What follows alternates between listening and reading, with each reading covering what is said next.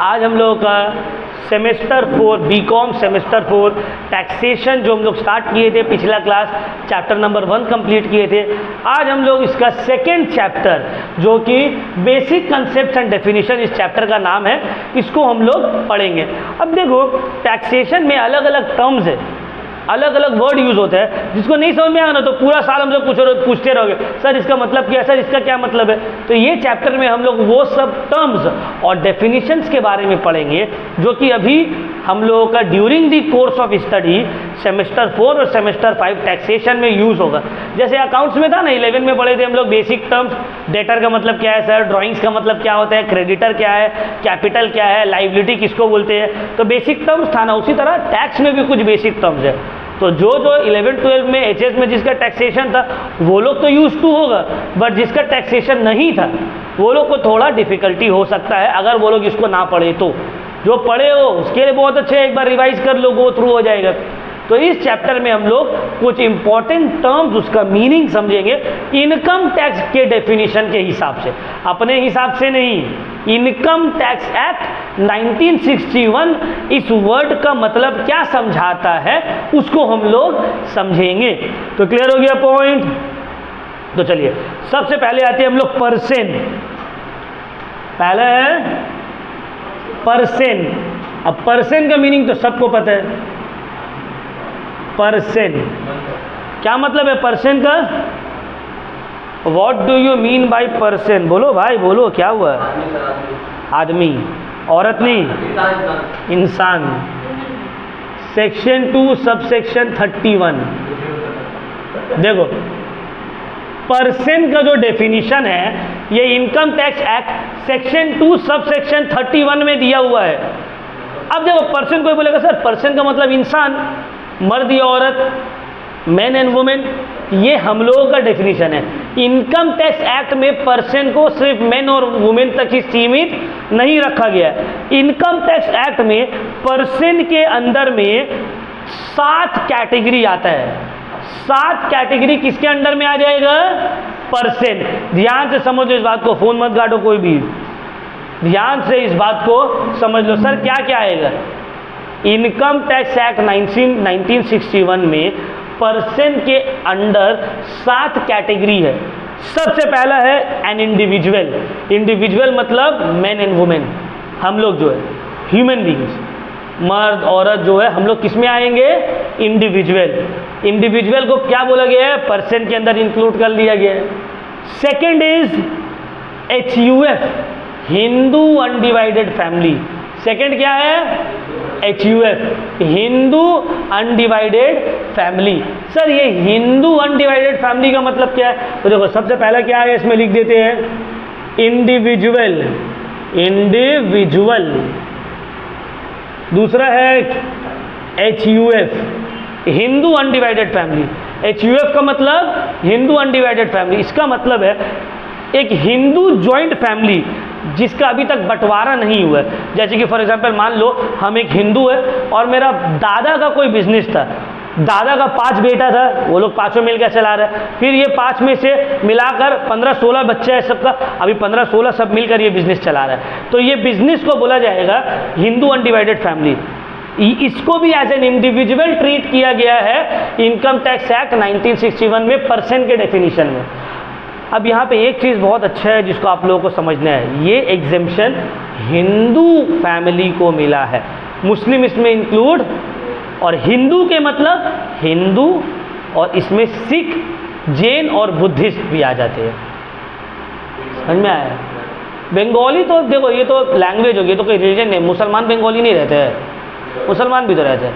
तो फिर तो इसमें Hindu undivided family, Hindu family, और हिंदू में सिख, जैन और इन लोग भी इंक्लूडेड है। मुस्लिम इसमें इंक्लूडेड नहीं है, मुस्लिम एक्सक्लूडेड है। मुस्लिम और क्रिश्चियंस भी, क्रिश्चियंस भी इसमें इंक्लूडेड नहीं है, क्योंकि ये माना जाता है कि सिख, जैन और बुद्धिज्म जो है ये भी हिंदू का ही एक टाइप है, हिंदू से ही, हिंदू रिलीजन से ही निकला है ये सब।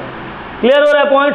तो ये एग्जेम्पशन हिंदू अनडिवाइडेड फैमिली का मुस्लिम्स एंड क्रिश्चियंस को, क्रिश्चियंस के ऊपर एप्लीकेबल नहीं है। तो क्लियर हो गया? इसको भी क्या माना गया है?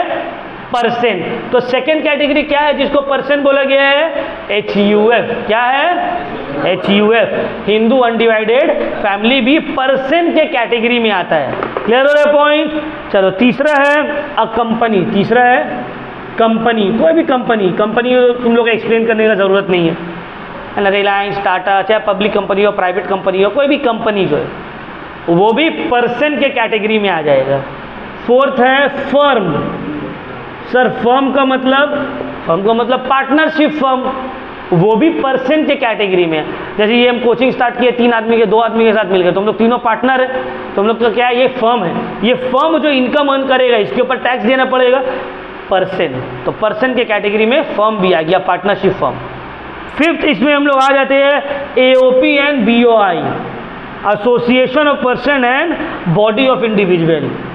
AOP and BOI, association of person and body of individuals. Sir association of person का क्या मतलब है? बाबू एसोसिएशन ऑफ पर्सन का मतलब है कि बहुत सारा, ध्यान से समझो, एसोसिएशन ऑफ पर्सन का मतलब है बहुत सारा लोग मिलकर या बहुत सारा कंपनी मिलकर या बहुत सारा फर्म मिलकर एक ग्रुप बना रहा है। समझ में नहीं आया मतलब? रिलायंस, टाटा, बिरला, महिंद्रा, सब अलग अलग कंपनी है। अब मान लो ये लोग मिलकर कुछ बनाता है तो उसको बोला जाएगा एसोसिएशन ऑफ पर्सन। क्या बोला जाएगा? Association of person. उसी तरह से है बॉडी ऑफ इंडिविजुअल भी, ग्रुप ऑफ फर्म या पार्टनरशिप फर्म हो गया, कंपनी हो गया, इंडिविजुअल हो गया, मिलकर कोई ऑर्गेनाइजेशन बना रहा है। तो सर दोनों का जब मतलब एकदम सेम ही है तो अलग अलग क्यों लिखे सर? कोई भी चीज़ टैक्स में बेकार का लिखा हुआ नहीं रहता है। बहुत कोई टीचर से पूछोगे ना, सर बॉडी ऑफ इंडिविजुअल और एसोसिएशन ऑफ पर्सन में एक ही मतलब है। बाबू जब एक ही मतलब है तो 2 बार क्यों लिखा गया? मतलब कुछ तो डिफरेंस होगा। डिफरेंस ये है, एसोसिएशन ऑफ पर्सन में group of companies, group of individual, group of firms, group of HUF मिलकर ग्रुप बना सकता है। बॉडी ऑफ इंडिविजुअल में सिर्फ इंडिविजुअल्स मिलकर ग्रुप बनाता है। इसमें कंपनी, फर्म या HUF मिलकर ग्रुप नहीं फॉर्म कर सकता है। ये है basic difference between association of person and body of individual. बाकी पूरा सेम है, बाकी पूरा सेम है। डिफरेंस बस यही है कि बॉडी ऑफ इंडिविजुअल में सिर्फ इंडिविजुअल्स ग्रुप, इंडिविजुअल्स मतलब human beings, main and women मिलकर जो बनाता है ग्रुप, वो आएगा बॉडी ऑफ इंडिविजुअल में। एसोसिएशन ऑफ पर्सन में बॉडी ऑफ इंडिविजुअल्स भी मतलब पर्सन इंडिविजुअल भी हो सकते हैं, HUF भी हो सकते हैं, कंपनी भी हो सकता है और फर्म का भी ग्रुप हो सकता है। क्लियर हो गया पॉइंट? कोई डाउट? चलो नेक्स्ट आते हैं लोकल अथॉरिटी। नेक्स्ट है लोकल अथॉरिटी। सर क्या मतलब है लोकल अथॉरिटी का? लोकल अथॉरिटी का मतलब होता है लोकल गवर्नमेंट। ये भी पर्सन के कैटेगरी में आ रहा है। जैसे कि अपना कोलकाता में है कोलकाता म्युनिसिपल कॉरपोरेशन। अब मान लो कोई हावड़ा से बैठ के ये वीडियो देख रहा है, उसके लिए हावड़ा म्युनिसिपल कॉरपोरेशन। कोई मान लो सिल्लीगुड़ी में तो सिल्लीगुड़ी म्युनिसिपल कॉरपोरेशन। कोई गांव में तो वहाँ का ग्राम पंचायत। समझ में आ रहा है बात? तो ये हो गया लोकल अथॉरिटी, मतलब जो लोकल गवर्नमेंट है। ये भी पर्सन के कैटेगरी में आता है। इनकम टैक्स एक्ट 1961 में पर्सन के डेफिनेशन में इसको रखा गया है। अब देखो जो शहर में होता है तो उसको बोलते हैं म्युनिसिपल कॉरपोरेशन, गांव में होता है तो उसको बोलते हैं पंचायत। अब सर हम कैसे समझेंगे कि हम जहाँ रह रहे हैं वो शहर है या गाँव है? तो रात में बाहर निकलो, अगर अंधेरा अंधेरा पूरा है तो गाँव है, अगर रोशनी है भीड़ भड़क है तो शहर है। समझ में आए बात? सिंपल। तो गांव रहेगा तो वहाँ हम लोग बोलेंगे पंचायत है सर, और शहर रहेगा तो बोलेंगे म्युनिसिपल कॉरपोरेशन। हम लोग का काउंसिलर, हम लोग बोलते हैं ना काउंसिलर साहब। जैसे हम लोग का तोपचे का काउंसिलर है फैज़ अहमद खान, है ना, उसी तरह तुम लोग का गांव का अलग अलग मुखिया होगा, प्रधान होगा। ये तो मुखिया जी है, ये प्रधान है, मतलब वो गांव का है, गांव का वो पंचायत का हेड है। तो ये दोनों ही किस में आ जाता है? लोकल अथॉरिटी में। ये भी पर्सन के डेफिनेशन में है। क्लियर हो गया पॉइंट? चलो अब लास्ट आते हैं आर्टिफिशियल जुरिडिशल पर्सन। इसमें कंफ्यूजन होता है बच्चा लोग को। Artificial जुरिडिशियल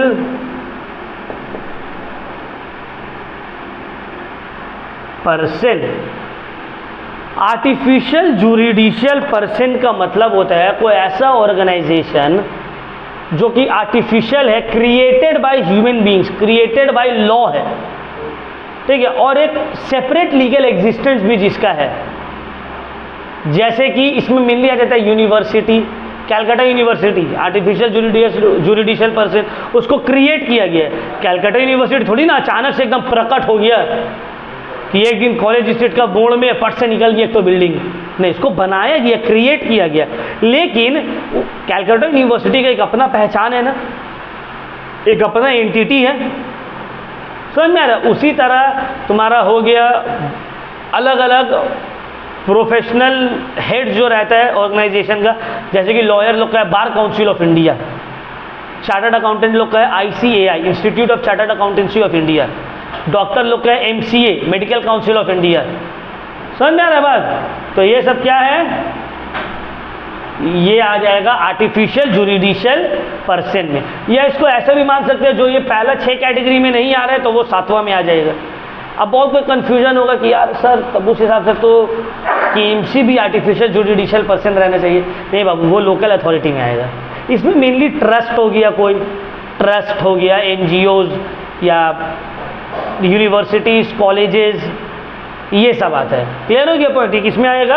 artificial judicial person. तो इनकम टैक्स एक्ट में बोला गया है कि बाबू, क्या बोला गया है कि बाबू ये सातों जो है पर्सन के कैटेगरी में आता है। समझ में आ रहा है? ये सातों किस में आ रहा है? पर्सन के कैटेगरी में आ रहा है। तुम्हारे लिए पर्सन का मतलब होगा सिर्फ मर्द और औरत, लेकिन हम लोग के लिए ये सातों पर्सन में है। सातों को हम लोग क्या बोलेंगे? पर्सन बोलेंगे। किसी को कोई डाउट? बोलो। नहीं, ठीक है ना। HUF में याद रखना है सिख और जैन भी इंक्लूडेड है। हम गलती से शायद बुद्धिज्म भी बोल दिया था, बुद्धिस्ट लोग इंक्लूडेड नहीं है, सिख और जैन भी इंक्लूडेड है HUF में। जैनिज्म जो फॉलो करते हैं, जो लहसुन प्याज नहीं खाता है, वो तो पता नहीं है भाई। क्लियर हो गया पॉइंट? और ये हर हिंदू फैमिली को नहीं मिलेगा, हिंदू अनडिवाइडेड फैमिली को। डिवाइड हो गया तो नहीं मिलेगा। चलो अब हम लोग आते हैं, ओए चलो तुम लोग को बताना है, अब हम नाम लेंगे, तुम लोग को बताना है ये सातों में से कौन सा कैटेगरी में ये आएगा। चलो हो जाए क्विज। चलो स्टार्ट करते हैं। पहला है, चलो पहला है mister X, an employee of a private company. तो मिस्टर X कौन सा कैटेगरी में आएगा? इंडिविजुअल। बहुत अच्छा। दूसरा है नेताजी संघा। नेताजी संघा कौन सा कैटेगरी में आएगा? Body of individual. संघा, संघा बंगाली वर्ड है, मतलब है ग्रुप, ग्रुप ऑफ इंडिविजुअल होता है ना, संघ। RSS राष्ट्रीय क्या नाम है, फुल फॉर्म क्या है RSS का? राष्ट्रीय स्वयं सेवक ऐसा कुछ है। तो क्या बॉडी ऑफ इंडिविजुअल है, बहुत सारे लोगों का ग्रुप है। तो किसमें आ गया? उसी तरह नेताजी संघो, नेताजी संघो, it is a body of individual, लोगों का ग्रुप है ये। क्लियर हो गया पॉइंट? चलो नेक्स्ट,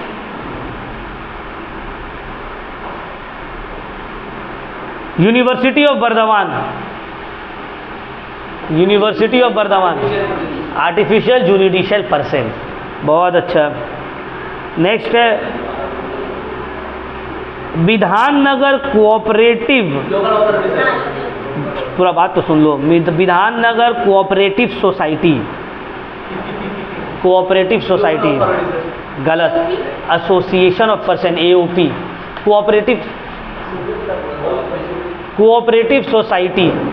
बैठो अंदर, जब तक बैठो।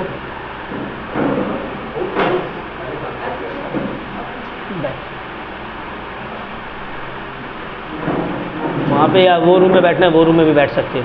फैन ऑन कर लो। विधान नगर कोऑपरेटिव सोसाइटी, तो कोऑपरेटिव सोसाइटी का ग्रुप जो है वो तो cooperative society association of person में आएगा। क्लियर हुआ पॉइंट? हाँ, विधान नगर कॉर्पोरेशन बोलते तब लोकल अथॉरिटी। तो पहले पूरा सुन तो लिया करो क्या बोल रहे हैं। अच्छा, Kolkata municipal corporation local authority, LIC life insurance corporation company, यहाँ पे लोकल अथॉरिटी नहीं बोलना है, LIC एक कंपनी है। Joint family of X, Mrs X and their 2 children, बोलो X, Mrs X and their 2 children, ये क्या है? HUF, Hindu undivided family. Clear हो गया पॉइंट? कोई डाउट? कुछ और पूछना है? तो चलो अब हम लोग आगे पढ़ते हैं कुछ नया टर्म्स और जानने के लिए। तो चलो, एक जो है इसमें से बहुत इंपॉर्टेंट है, पर्सन वाला क्लियर हो गया, इसमें किसी को कोई डाउट नहीं होना चाहिए। नेक्स्ट हम लोग आते हैं SSC। SSC क्या? SSC इसका डेफिनेशन दिया हुआ है section 2 subsection 7 of the income tax act में। सर सेक्शन याद करना ज़रूरी है क्या? अगर याद कर लोगे तो अच्छी बात है, अगर नहीं हुआ तो छोड़ देना है। अगर मान लो डेफिनेशन में है what do you mean by SSC, तो अगर सेक्शन याद है तो लिखना है उसके साथ, ये नहीं कि जो तो बना के लिख दिए, क्योंकि हो सकता है अगर नहीं लिखे और डेफिनेशन ठीक लिखे तो मार्क्स मिल जाएगा, बट अगर गलत डेफिनेशन सही लिखे सेक्शन गलत लिख दिए तो ये तो वही होगी आ बैल मुझे मार वाला बात। तो ये सब कुछ नहीं करना है, सेक्शन नहीं याद है तब छोड़ देना, कोशिश करना याद रह जाए तो अच्छा है। तो SSC का मतलब क्या होता है? SSC का मतलब होता है the person who is paying the tax और हु इज लायबल टू पे टैक्स। वो इंसान, वो पर्सन, वो ऑर्गेनाइजेशन, वो फर्म, वो HUF, वो आर्टिफिशियल जुडिशियल पर्सन, वो कंपनी जो टैक्स पे कर रहा है या जो टैक्स पे करने के लिए लायबल है, उसको हम लोग बोलते हैं SSC। क्या बोलते हैं? SSC। जैसे कि तुम लोग मेरे पास पढ़ रहे हो, या जो हमसे पढ़ा है या जो हमसे पढ़ने आ रहा है, उसको हम क्या बोलेंगे? स्टूडेंट। ये मेरा स्टूडेंट है। स्टूडेंट का मतलब या तो मेरे पास पढ़ता है, या मेरे पास पढ़ा होगा, या मेरे पास पढ़ेगा। तो उसी तरह SSC मतलब any person who is paying tax और हु इज लायबल टू पे टैक्स। क्लियर हो गया पॉइंट? कोई डाउट? चलो अब हम लोग आते हैं बहुत इंपॉर्टेंट यहाँ पे assessment year. Assessment year short में AY और प्रीवियस ईयर। असेसमेंट ईयर और प्रीवियस ईयर। जिसका टैक्स होगा वो लोग तो सोचता होगा क्या सर टाइम वेस्ट करा रहे हैं, लेकिन एक बार रिवीजन ज़रूरी है। जिसका टैक्स नहीं हो उन लोगों को तो समझना ही है, और जिसका टैक्स है 11-12 में था वो लोग को भी एक बार रिवीजन करना ज़रूरी है। तो असेसमेंट ईयर का मतलब क्या होता है? असेसमेंट ईयर का मतलब होता है वो ईयर इन विच वी पे टैक्स। जो ईयर में टैक्स पे करते हैं उसको बोलते हैं असेसमेंट ईयर।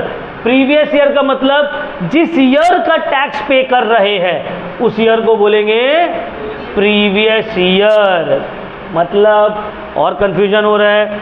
देखो 2 ईयर है, 2020-21 और 2021-22।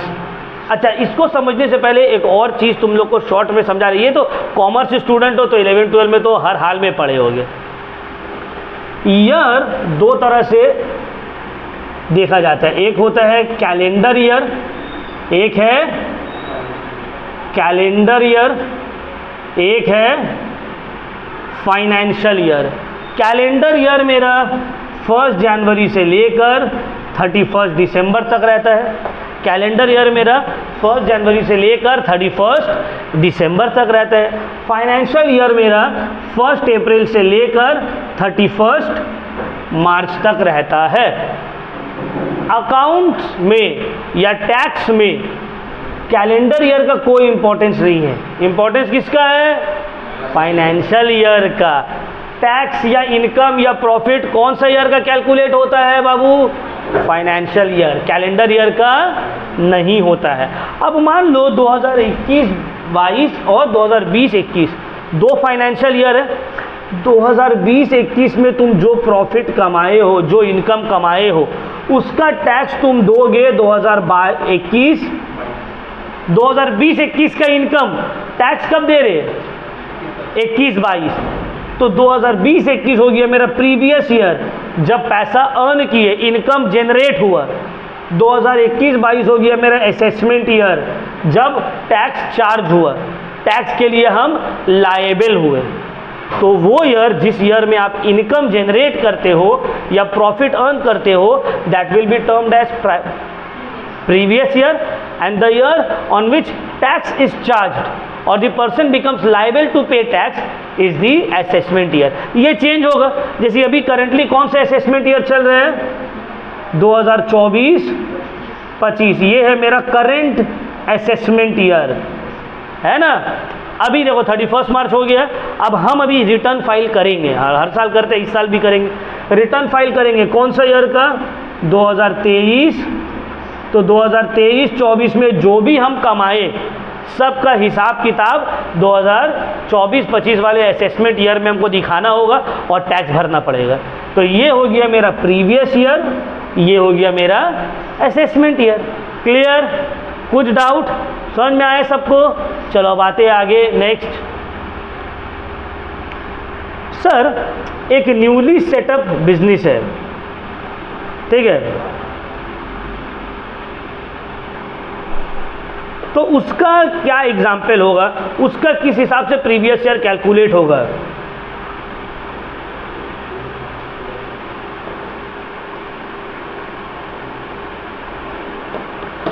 हम ये कोचिंग सेंटर स्टार्ट किया, मेरा न्यूली सेटअप है, ये हम कोचिंग सेंटर न्यू सेटअप किए, ठीक है। सेटअप किए, हम बोले भाई हम अपने देश जिस दिन आज़ाद हुआ है ना, उस दिन सबसे अच्छा मानते हैं हम, वो हम लोग के लिए सबसे अच्छा है, तो उसी दिन में हम अपना धंधा स्टार्ट करेंगे।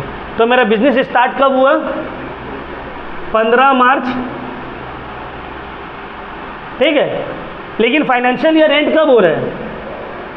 31 मार्च। तो मेरा प्रीवियस ईयर जो होगा पहला साल का, वो 15 अगस्त से लेकर, नॉट मार्च, अगस्त, ठीक है, 15 अगस्त से लेकर 31 मार्च तक रहेगा। तो न्यूली सेटअप बिजनेस जो है उसका प्रीवियस ईयर शॉर्ट भी हो सकता है। तो क्वेश्चन आता है, समझ में आ रहा है? क्वेश्चन आता है कि क्या प्रीवियस ईयर 12 मंथ से कम का हो सकता है? ऑफ कोर्स हो सकता है। कौन सा कंडीशन में प्रीवियस ईयर 12 मंथ से कम होगा? पहला, न्यूली सेटअप बिजनेस अगर है, अगर वो मार्क, कोई ज़रूरी नहीं ना 1 अप्रैल से ही स्टार्ट करेंगे, मिड से कभी स्टार्ट किया, तो जो भी डेट से स्टार्ट हुआ है, from the date of starting of the business till the date of 31 March next year जो रहेगा, तो वो हो गया मेरा, वो कम हो जाएगा, शॉर्टर प्रीवियस ईयर।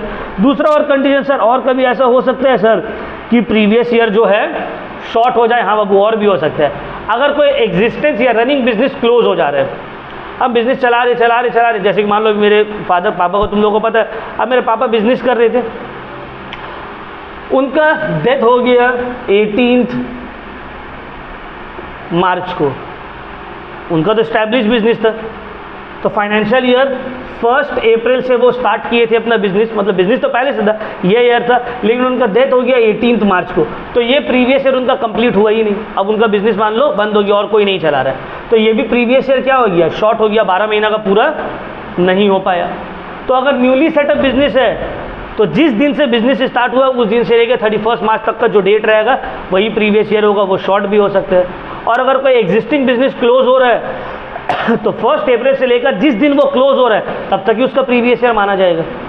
क्लियर हो रहा है पॉइंट? तो क्वेश्चन आता है बाबू एग्जाम में कि क्या previous year shorter than 12 months रहेगा? ऑफ कोर्स रहेगा। क्लियर हुआ पॉइंट? किसी को कोई डाउट है इसमें? कुछ पूछना है? समझ में आ रहा है ना? चलो अब हम लोग आते हैं नेक्स्ट। अच्छा, अभी हम तुम लोग को एक बात बोले कि सर, आप बोले कि अभी आप एक बात बोले, आप बोले कि प्रीवियस ईयर का इनकम के ऊपर टैक्स चार्ज होता है असेसमेंट ईयर में। प्रीवियस ईयर का इनकम टैक्स चार्ज होगा असेसमेंट ईयर में। क्या ऐसा कोई सिचुएशन है जहां पे प्रीवियस ईयर के इनकम के ऊपर उसी ईयर प्रीवियस ईयर में ही टैक्स चार्ज हो जा रहा है। यस, देयर आर सर्कमस्टेंसेस, हो सकता है ऐसा कुछ सर्कमस्टेंसेस हो जहां पे गवर्नमेंट या इनकम टैक्स बोला आपको कि जिस ईयर का इनकम है उसी ईयर आपको टैक्स दे देना है। प्रीवियस ईयर का इनकम को असेसमेंट ईयर तक लेके नहीं जाना है, जिस ईयर का इनकम है उसी ईयर आपको टैक्स दे देना है। तो ऐसा 5 कंडीशन है, ऐसा 5 कंडीशन है जहां पे आपका जो प्रीवियस ईयर का इनकम है वो प्रीवियस ईयर में ही टैक्स चार्ज हो जा रहा है। ठीक है, ऐसा कौन सा इनकम है जो प्रीवियस ईयर का इनकम प्रीवियस ईयर में ही टैक्स चार्ज हो जा रहा है? 5 ऐसा इनकम है, जिसमें से सबसे पहले है income of a non resident SSC from the shipping business. एक नॉन रेसिडेंट है जो शिपिंग बिजनेस से पैसा कमा रहा है, इनकम टैक्स बोला गया है, इनकम टैक्स में बोला गया आप जिस ईयर पैसा कमा रहे उसी ईयर आप टैक्स पे कर दिए। प्रीवियस ईयर के इनकम पे प्रीवियस ईयर ही आप टैक्स पे कर दीजिए, असेसमेंट ईयर में आपको पे करना नहीं पड़ेगा। अब गवर्नमेंट ऐसा भेदभाव क्यों किया, क्यों बोला? सबको तो बोल रहा भाई प्रीवियस ईयर के इनकम के ऊपर असेसमेंट ईयर में टैक्स दीजिए, नेक्स्ट ईयर टैक्स दीजिए, लेकिन जो नॉन रेसिडेंट बंदा है और शिपिंग इंडस्ट्री से जुड़ा हुआ है उसको बोल रहा है भाई प्रीवियस ईयर का इनकम है ना उसी वक्त टैक्स दे दो। क्यों? क्योंकि यहाँ पे गवर्नमेंट बोला कि तुम तो ठहरे परदेसी, तुम क्या साथ निभाओगे, सुबह की पहली गाड़ी से घर को लौट जाओगे, हम तुमको कहाँ पकड़ेंगे? तुम तो कमाए, शिपिंग बिजनेस से शिप से निकल गए, अब तुमको कहाँ खोजने जाएंगे हम? तो इसीलिए गवर्नमेंट बोला कि शिपिंग बिजनेस से जो नॉन रेसिडेंट जुड़ा हुआ है, जिस प्रीवियस ईयर में इनकम अर्न कर रहे हो उसी वक्त टैक्स दो और जहाँ जाना है चले जाओ। क्लियर हुआ पॉइंट? तो ये है पहला एक्सेप्शन, समझ में आ गया। दूसरा क्या एक्सेप्शन है? दूसरा एक्सेप्शन है वो पर्सन जो इंडिया को लीव कर रहा है परमानेंटली या लॉन्ग टर्म के लिए, मतलब इंडिया में आया कमाया अब इंडिया को परमानेंटली छोड़ के चले जा रहा है, तो गवर्नमेंट उसको भी बोल रहा है कि बाबू तुम भी ठहरे परदेसी, तुम भी निकल जाओगे सुबह सुबह पहला गाड़ी से, कहाँ खोजेंगे, चलो दे के जाओ। क्यों? क्योंकि तुम तो इंडिया परमानेंटली छोड़ दे रहे हो ना, तो तुम जो प्रीवियस ईयर में अर्न किए उसी वक्त टैक्स दो और निकल लो। क्यों? क्योंकि ये इंडिया परमानेंटली ये लॉन्ग टर्म के लिए छोड़ रहा है, बोल आएंगे 20-30 साल बाद, तो 20-30 साल तक इनकम टैक्स इंतजार करेगा, इनकम टैक्स डिपार्टमेंट की वो आके टैक्स देगा। गवर्नमेंट बोला नहीं, इसमें भी आप टैक्स देकर निकल लो। तीसरा ऐसा क्या कंडीशन है? तीसरा कंडीशन है income of bodies form for a short duration. अगर कोई बॉडी फॉर्म हो रहा है शॉर्ट ड्यूरेशन के लिए, जैसे कि मान लो हम लोग 3-4 दोस्त मिलकर डिसाइड क्या किए, हम लोग 3-4 दोस्त मिलकर डिसाइड किए कि चलो ना जब तक आईपीएल हो रहा है ना तो खोलते हैं कंपनी, आईपीएल का सब जर्सी वर्सी सब जो है जाके बेचेंगे शॉर्ट ड्यूरेशन के लिए, जब तक आईपीएल हो रहा है 2-3-4 महीना के लिए ही, तो 2-3-4 महीना काम चला, उसके बाद ये जो ग्रुप है डिसॉल्व हो गया। तो यहाँ पे गवर्नमेंट बोला है कि भाई जिस ईयर इनकम अर्न कर रहे हो उसी वक्त टैक्स देके हट जाओ, क्योंकि तुम लोग का तो 12 महीना का काम है नहीं, समझ में आ रहा बात, शॉर्ट पीरियड के लिए तुम लोग का ग्रुप फॉर्म हुआ था। तो ये हो गया तीसरा एक्सेप्शन। चौथा है अ पर्सन जो कि जानबूझकर प्रॉपर्टी को ट्रांसफर कर रहा है टैक्स बचाने के लिए। देखा है, मान लो मेरे पास कोई प्रॉपर्टी है उसके ऊपर हमको टैक्स देना पड़ेगा, हाउस प्रॉपर्टी जब पढ़ाएंगे तो उसमें समझ में आएगा। 2 घर है तो एक घर के ऊपर टैक्स देना पड़ेगा। हम क्या किए, एक घर का जो अपना इनकम है बोल दिए मेरा इनकम नहीं, मेरी वाइफ का इनकम है मेरा, वाइफ थोड़ी बाहर जाके खट रही है मेरा, वाइफ के नाम में कर दिए। क्यों? उसका इनकम रहेगा, टैक्स देना नहीं पड़ेगा। क्लियर हुआ पॉइंट? तो ये सब अगर तुम करोगे तो इनकम टैक्स बोल सकता है कि बाबू ज़्यादा सियाना मत बनो, चलो रेंट के ऊपर इनकम दो अभी। समझ में आया? और लास्ट है income of a discontinued business. जैसे कि हम अपने फादर के एग्जांपल दिए, वो तो और बिजनेस अर्न करेंगे नहीं, तो उनका जो भी इनकम था उसी के ऊपर उसी प्रीवियस ईयर में टैक्स देकर उसको क्लियर कर देना है। ठीक है, अगर कोई बिजनेस बंद हो रहा है तो उसके लिए तो नेक्स्ट फाइनेंशियल ईयर होगा ही नहीं, यही लास्ट प्रीवियस ईयर है और इसी में जो बिजनेस बंद कर रहे हैं पैसा दो देकर टैक्स एंड ऑल निकल जाओ। तो ये 5 ऐसा कंडीशन है जहां पे प्रीवियस ईयर का इनकम प्रीवियस ईयर में ही टैक्स चार्ज होगा। ठीक है ना? चलो, किसी को कोई डाउट? बहुत अच्छा। अब देखो, टैक्स अगर हम लोग पढ़ रहे हैं और टैक्स में अगर हम लोग हेड्स ऑफ इनकम नहीं पढ़े तो बेकार है हम लोग का पढ़ना। अगर हम लोग टैक्स पढ़ रहे हैं और टैक्स में हम लोग हेड्स ऑफ इनकम नहीं पढ़े तो बेकार है। हेड्स ऑफ इनकम, कितना हेड है इनकम का? In the income tax act 1961 में there are 5 heads of income. कितना हेड है? देखो रावण का है 10 सिर, income tax heads of income कितना है, इनकम का कितना हेड है 5, रावण से आधा, ठीक है। Heads of income under the income tax act 1961, सबसे पहला क्या है, कोई भी ऐसा नहीं कि सर पांचों को लाइन से लिखेंगे क्या, नहीं, इनकम फ्रॉम सैलरीज। दूसरा income from house property, short में लिख रहे। तीसरा इनकम फ्रॉम कैपिटल गेन्स। चौथा income from PGBP, profits and gains of business and profession. और fifth income from other sources. वाह, सब पता है तुम लोग। तो in the income tax act 1961 कितना हेड्स ऑफ इनकम है, क्या क्या है, income from salary, income from house property, income from capital gain, income from PGBP, income from other sources.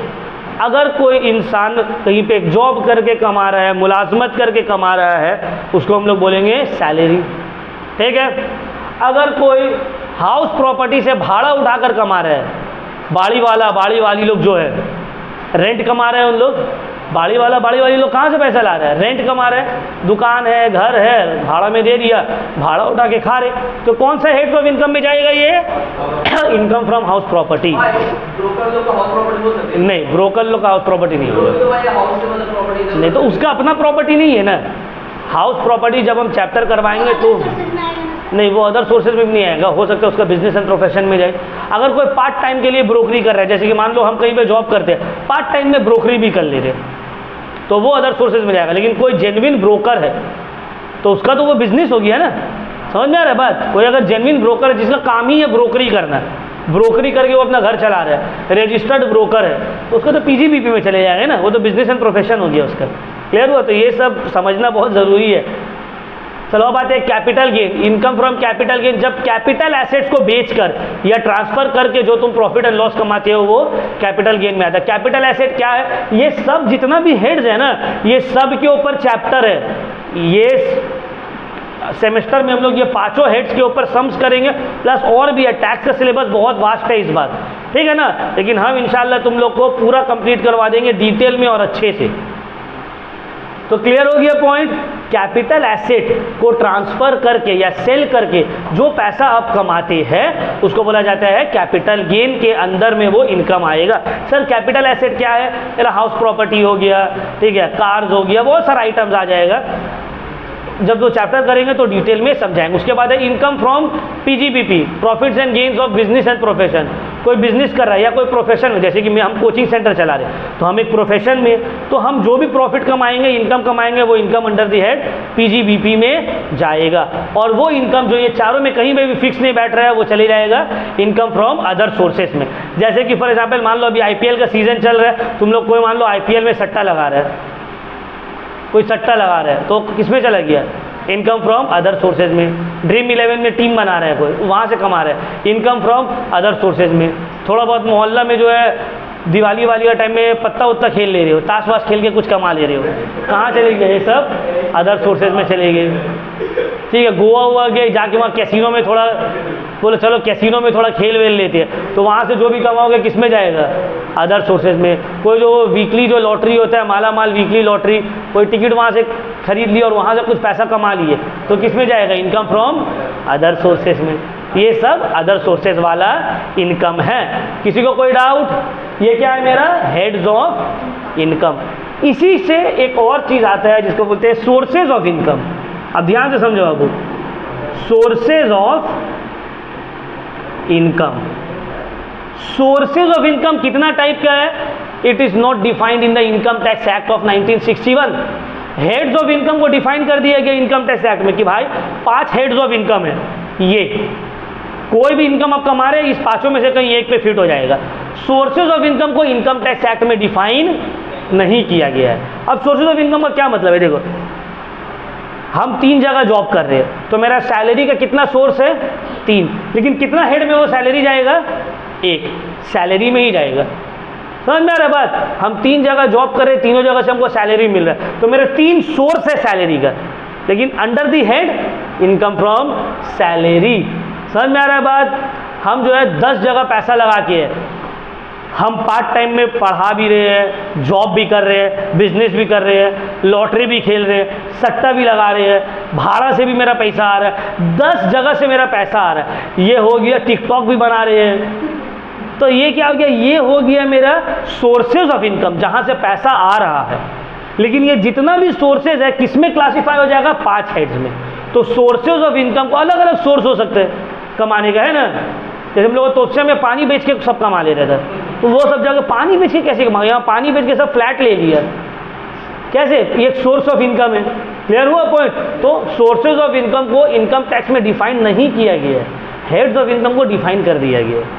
Clear हुआ पॉइंट? दोनों के बीच का डिफरेंस क्या है? ये देखो, मेरा PDF में आपको मिल जाएगा। कोई डाउट? कुछ भी पूछना है?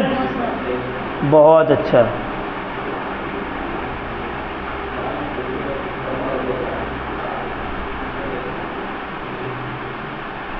चलो अब आते हैं कंप्यूटेशन ऑफ टोटल इनकम। इधर computation of total income, sir भाई computation of total income, total income के ऊपर ही टैक्स चार्ज होता है। टैक्स किसके ऊपर चार्ज होगा? Total income. Sir total income कैसे करके कैलकुलेट होगा? तुम्हारे जितना भी हेड्स ऑफ इनकम है सब का इनकम को क्लब कर दो तो क्या आएगा तुम्हारा? Gross total income. Total income में क्या आएगा? Gross total income. मान लो तुम सैलरी से पैसा कमाए, हाउस प्रॉपर्टी से कमाए, कैपिटल गेन से कमाए, PGBP से कमाए, अदर सोर्सेज से कमाए, सब जगह से तुम पैसा कमा लिए, सब जगह से तुम पैसा कमा लिए, सबको ऐड कर दिए, क्या आ गया मेरा? क्या आया मेरा? Gross total income. क्या आया? Gross total income. इसमें से डिडक्शन माइनस होगा, लेस डिडक्शंस जो भी है, डिडक्शंस माइनस होने के बाद जो बचा है वो क्या हो गया मेरा? ये हो गया मेरा टोटल इनकम। क्या हो गया मेरा? इसको एक और नाम से जानते हैं, टैक्सेबल इनकम। क्या नाम से?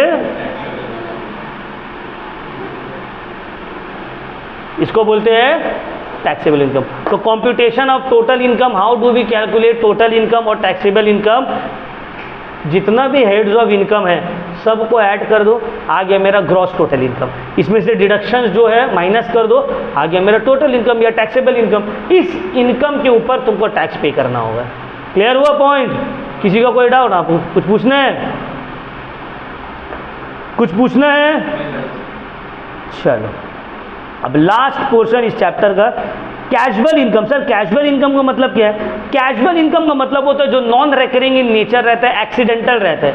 जैसे कि अभी ईद आया, एक तो दूर का रिश्तेदार घर आ गया, अरे बाबू हाँ अस्सलाम वालेकुम अंकल, कैसे हो बाबू? हाँ बहुत सही है, लो 500 रुपये परवी। अरे तेरा कमाई हो गया। तो ये क्या है? Casual income, non recurring. वो अंकल डेली डेली आके 500 देगा, डेली सलाम करोगे 500 देगा नहीं। ईद में आए 2, 4, 5 साल बाद मुलाकात हो गया, ऐसा दे दिया। तो ये हो गया कैजुअल इनकम, जो कि एक्सीडेंटल एंड नॉन रेकरिंग है, कभी कदार हो जाता है। ये किस में जाएगा? कौन सा हेड्स में? Other sources. Other sources. कभी जुआ वो खेलते नहीं है। एक दिन दोस्त फ़ोन करके बहुत ये कर दिया, चल खेल लूडो, 2-2 हज़ार रुपये का बाजी लगा दिए, लूडो में हरा दिए, मिल गया। हमेशा नहीं खेलते हैं, कभी उस दिन दिल हुआ तो खेल लिए। तो ये हो गया कैजुअल इनकम। क्लियर हो गया? आई होप ये चैप्टर भी तुम लोगों को पूरा समझ में आ गया होगा, इसके ऊपर कोई भी डाउट तुम लोगों को नहीं होगा। बेसिक कॉन्सेप्ट वाला हम पूरा एक्सप्लेन कर दिया। कोई डाउट है तो पूछ सकते हो, ठीक है ना? परसेंट का मतलब क्या? उसके अंदर 7 कैटेगरी डिफाइन कर दिए, SSC, assessment year, previous year, heads of income, sources of income, computation of gross total income and total income, ये सब हम बता दिए, ठीक है ना? तो ये चैप्टर भी हम लोग का यहीं पे होता है कंप्लीट। नोट्स तुम लोग का ऑलरेडी मैट में दिया हुआ है, कुछ करने का ज़रूरत नहीं है, बस उससे पढ़ना है, ठीक है ना?